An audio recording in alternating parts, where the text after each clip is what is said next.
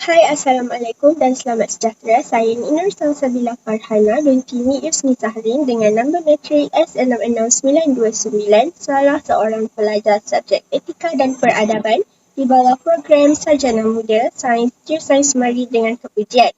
Hari ini saya ingin menceritakan bahawa perpaduan yang wujud dalam kalangan masyarakat pelbagai kaum di Malaysia berada di skala yang ketiga daripada 10. Persoalannya, kenapa? Hal ini kerana masih wujud defisit kepercayaan yang bermaksud orang Cina tidak percaya dengan orang Melayu dan orang Melayu masih mencurigai dengan orang India dan begitulah sebaliknya.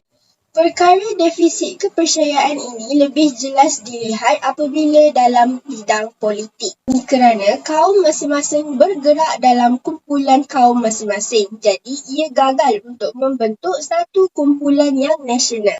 Isu ini kurang diperkatakan kerana ia dianggap sebagai isu yang sensitif. Walaupun begitu, setiap masalah mempunyai jalan penyelesaiannya yang tersendiri. Di antara langkah yang perlu diambil untuk mengeratkan kembali perpaduan kaum dalam kalangan Malaysia adalah bersifat terbuka. Sebagai contohnya, kaum India menerima dan menghormati budaya dan adat resam kaum Cina dan begitulah sebaliknya.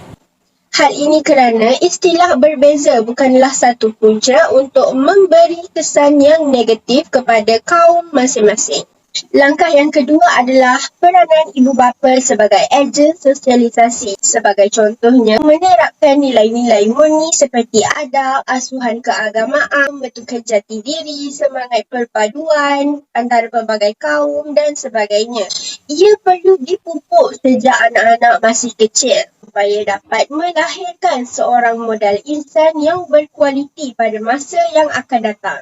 Seterusnya, kerjasama seluruh rakyat Malaysia.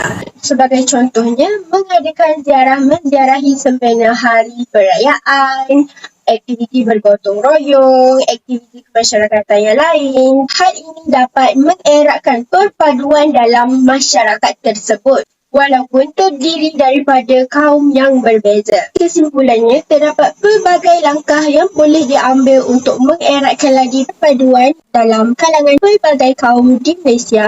Cuma setiap orang perlu mengambil peranannya masing-masing kerana bersatu teguh bercerai roboh. Harapan saya semoga Malaysia sentiasa maju ke hadapan supaya dapat melahirkan seorang model insan yang seimbang dalam semua jenis aspek dari segi jasmani, rohani, emosi, intelektual dan sebagainya. Itu saja daripada saya. Sekian, terima kasih.